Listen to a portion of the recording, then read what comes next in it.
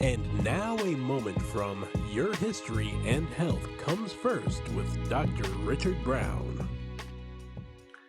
Welcome to this week's podcast, Your History and Health Comes First. I'm your host, Dr. Richard Brown. So today is March 22nd, 2022, 2022. March also is Women's History Month. So today I'm going to talk to you about women's contribution to history, part one. Women have done a lot in this world, and so I can't get it all in one segment. So this is going to be part one, and we'll get to part two next time. So let me begin. So Women's History Month is an annually declared month that highlights the contributions of women to events in history and as well as contemporary society. So it is celebrated during the month of March in the United States, in the United Kingdom, and in Australia. The commemoration began way back in 1978 as a Women's History Day. This took place in Sonoma County, California, and was championed by a lady by the name of Gerda Lerner and the National Women's History Alliance. So it was recognized as a national week in 1980, and then as a national month in 1987 in the United States, and it has spread internationally after that. In 1987, after being petitioned by the National Women's History Project, Congress actually passed a law, Public Law 100-9, and it designated the month of March 1987 as Women's History Month. So between 1988 and 1994, Congress passed additional resolutions requesting and authorizing that the president should proclaim March of each year as Women's History Month. So since 1988, the US presidents have issued annual proclamations designating the month of March as Women's History Month. State departments of education also began to encourage celebrations of Women's History Month as a way to promote equality among the sexes in the classrooms.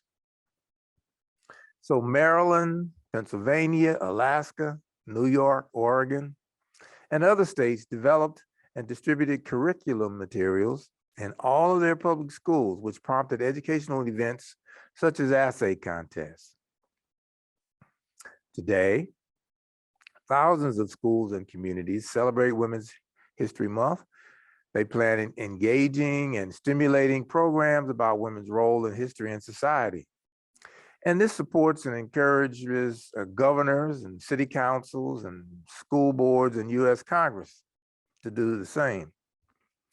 I must admit that I had not heard much about Women's History Month until this year. Although I've been an advocate of women's energy and their accomplishments and their successes that they've had throughout the years. But somehow this month escaped me. In March 2011, the Obama administration released a report. It was called Women in America, Indicators of Social and Economic Well-Being. And this showed the status of women in the US in 2011 and how it had changed over time. This report was it was the first comprehensive federal report on women. Since the report that was produced by the Commission on the Status of Women in 1963. So some organizations have issued public statements marked Women's History Month. Some examples are the Republican National Committee and the Democratic National Committee.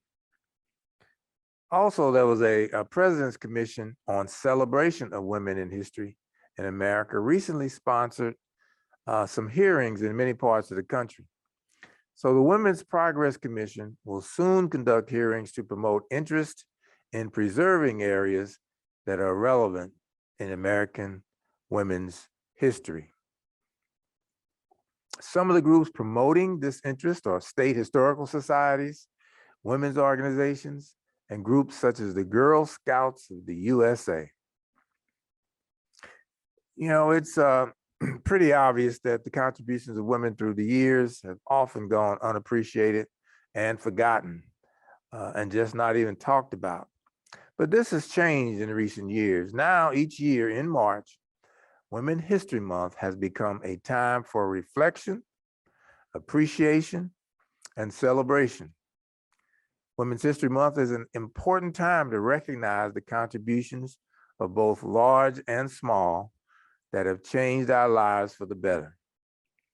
And of course, it is not difficult to acknowledge how important women are to society and to the survival of the species. I mean, after all women are mothers or had the capability of become mothers. All human beings were given life by women. And women have kept those human beings alive for long periods of time, especially during the crucial earlier months. And they taught us how to walk, how to talk, how to live, how to prepare for the real world, and how to survive. I mean, the majority of my teachers all the way up through high school were women. And this began from daycare. Well, no, I don't think I went to daycare. Daycare didn't exist when I was pre-kindergarten. I think I was a little young, and I think I was kept by my grandmama. There was no daycare back in the days. That shows you how old I am. But anyway, from kindergarten all the way up through high school, most of my teachers were female. And this changed for me at the college level and at the higher education level, where most of my instructors became men. So this disparity, of course, has happened because of the discriminatory practices of white men. In the beginning, the fight was not for all women. The women's suffrage movement set in motion the fight for the rights for votes for white women. In 1908, thousands of white women marched arm in arm seeking approved labor laws and working conditions, as well as the right to vote. In 1920, the 19th Amendment gave white women the right to vote. The suffrage movement, however, left out Black women, Native American women, Asian women, Hispanic women. So these marginal groups, as they're called, wouldn't be allowed to vote until years later.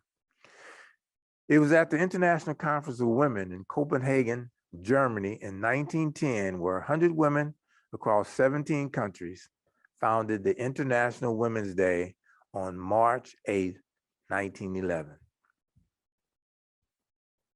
And there's plenty of ways to celebrate Women's History Month, even from a personal level with your sisters and mothers and aunts and wives, and girlfriends.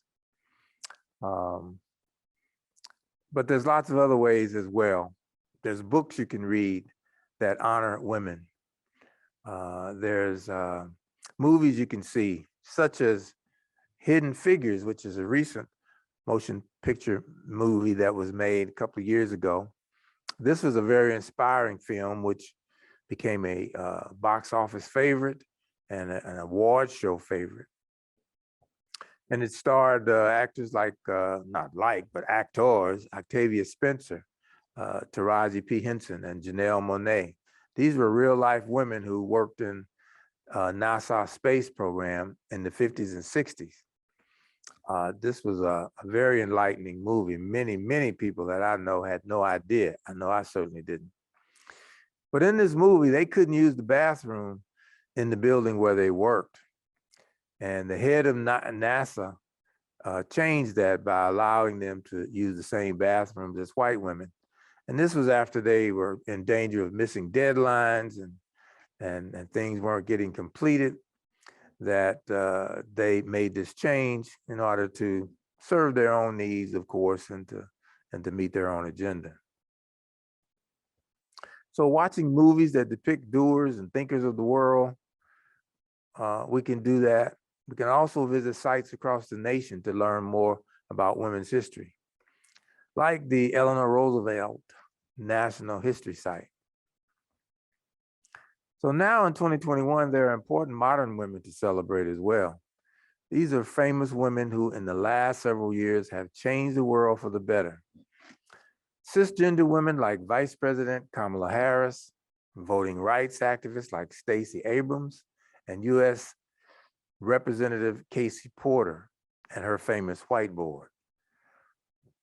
Although progress is slow, transgender women are finally having their well-deserved moment. Among them, producer and director Janet Mock, who recently signed a multi-million-dollar deal with Netflix. So this month we'll add another famous trailblazing woman, as Ketanji Brown Jackson will become the first Black woman appointed to the Supreme Court of the United States.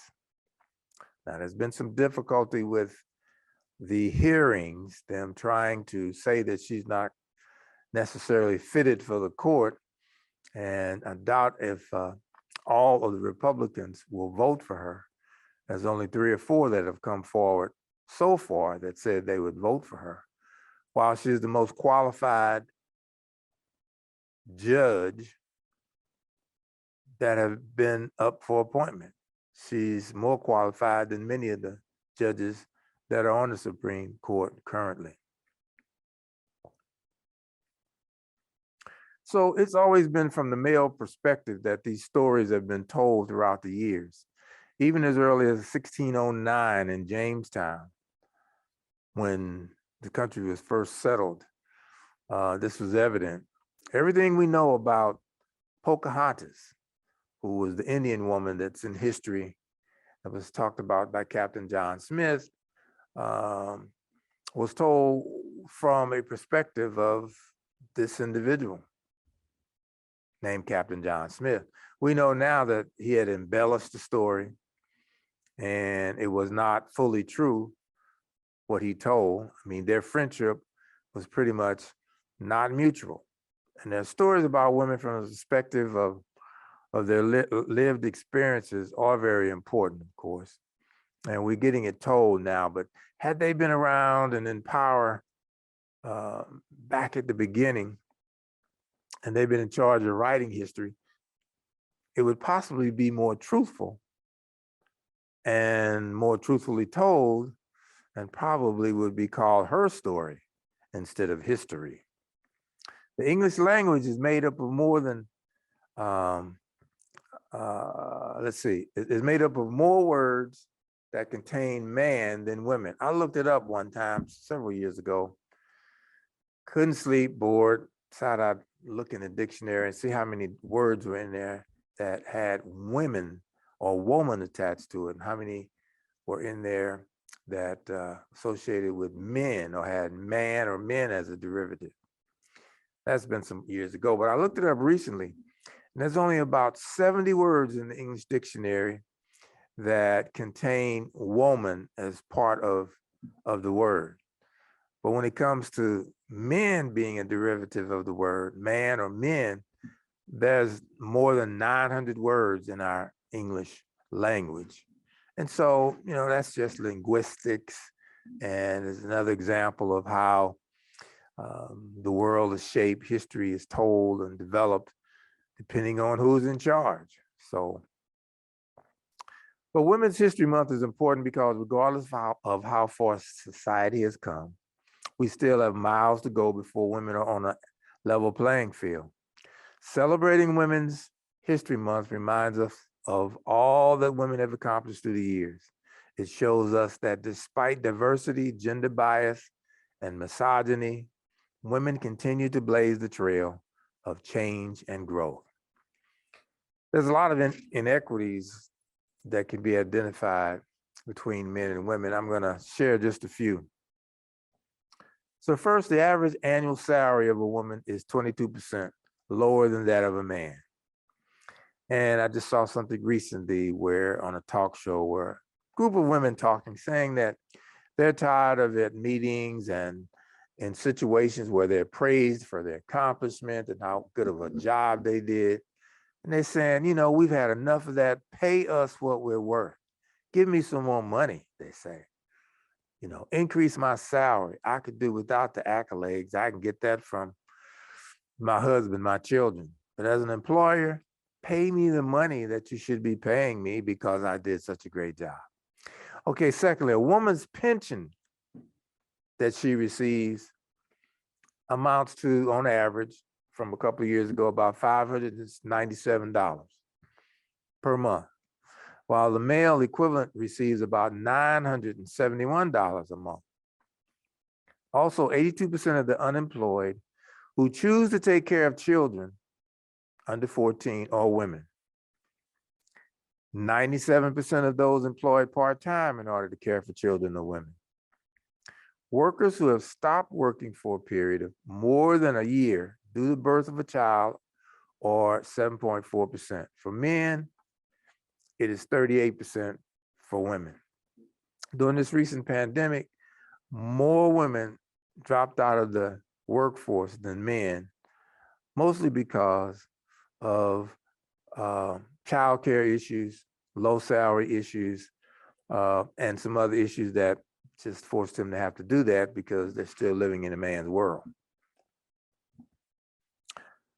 Okay, next, let's talk about some fascinating facts about women's contribution to history.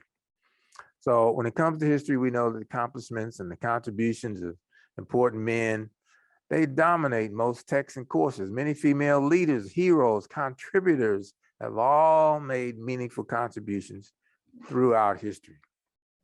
Women's History Month is the perfect time to become more familiar with the many achievements of strong women all over the globe. Here are some incredible facts.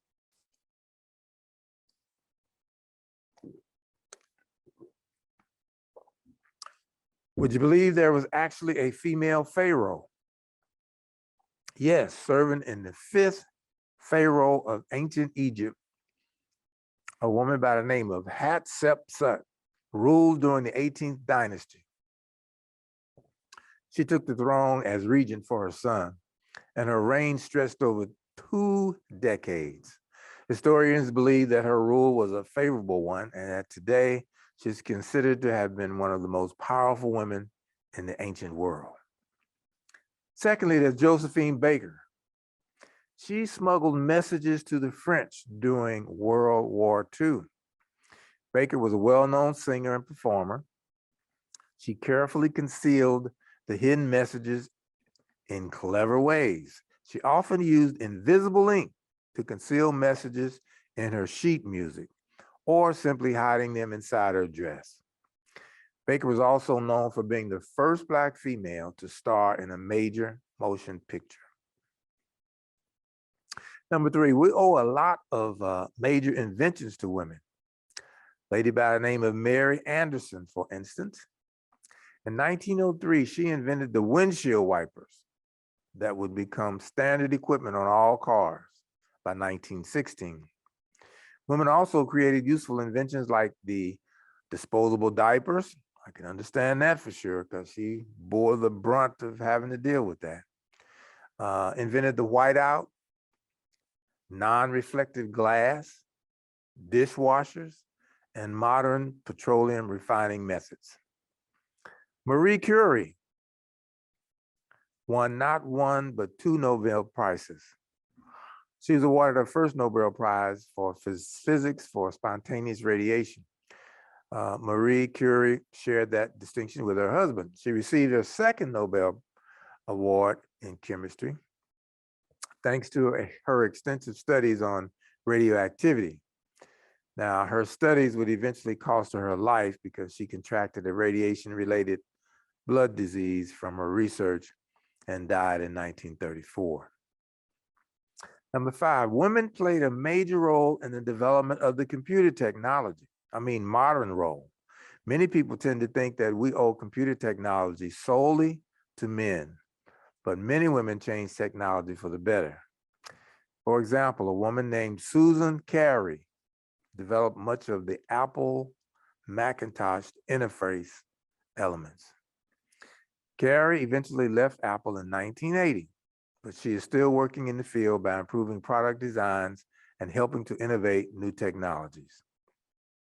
Next is Hedy Lamarr. She was a successful movie actress, and they say she was more than just a pretty face.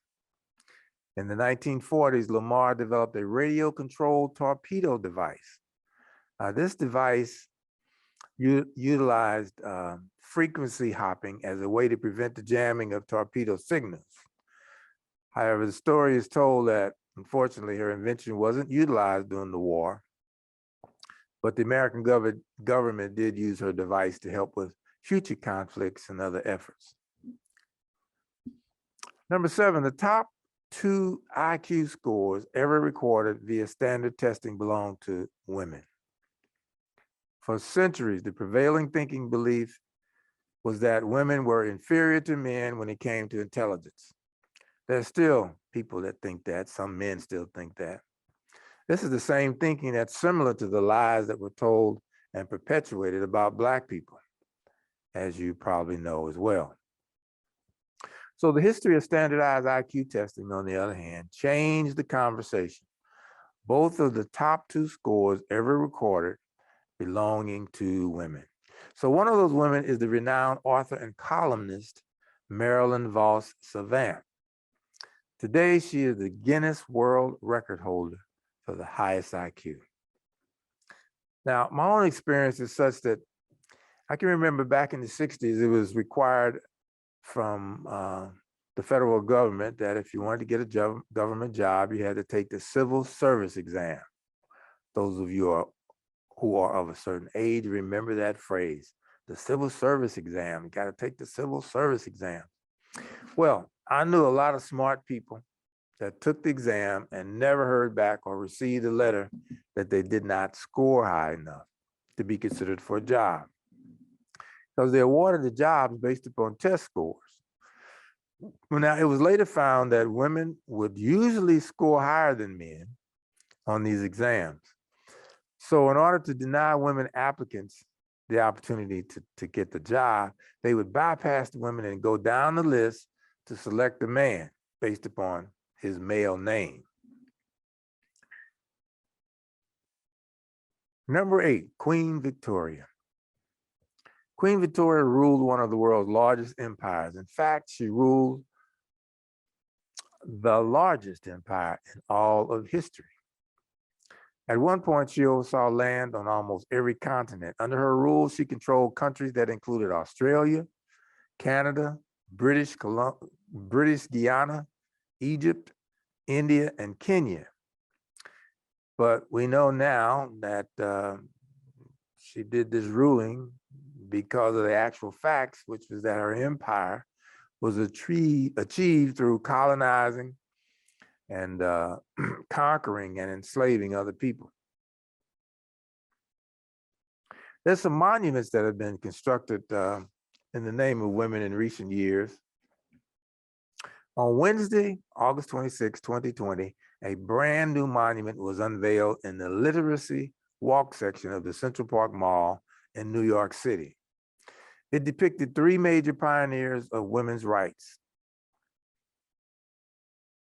They were Sojourner Truth, Susan B. Anthony, and Elizabeth Cady Stanton. The statue is the very first of its kind in 167 years long history of Central Park. There was no non-fictional woman has ever been immortalized in the sculpture in the park until then.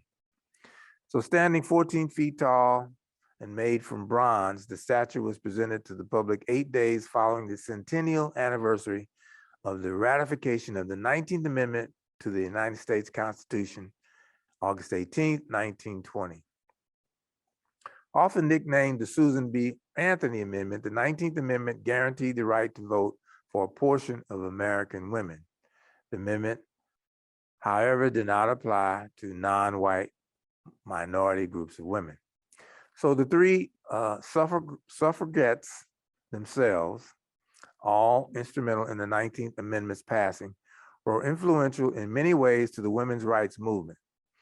Anthony and Stanton founded the National Women's Suffrage Association in New York City in 1896, which Anthony helped merge into the National American Women's Suffrage Association in 1888.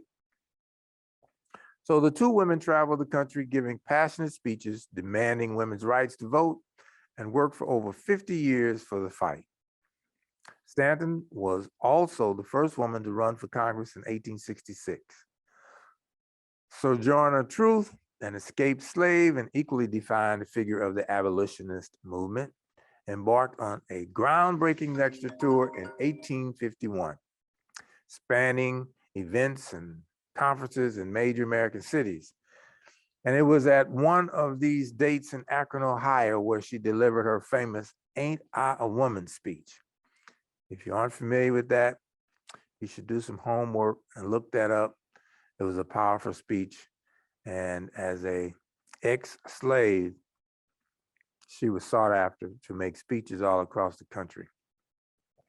So that's part one of Women's Health Month. And that's it for me today. Remember, your history and your health comes first. This is Dr. Richard Brown, your host. Until next time. This has been Your History and Health Comes First with Dr. Richard Brown. And you can leave suggestions at ewcfacts@gmail.com. That's ewcfacts@gmail.com. This has been an EWC Communication production.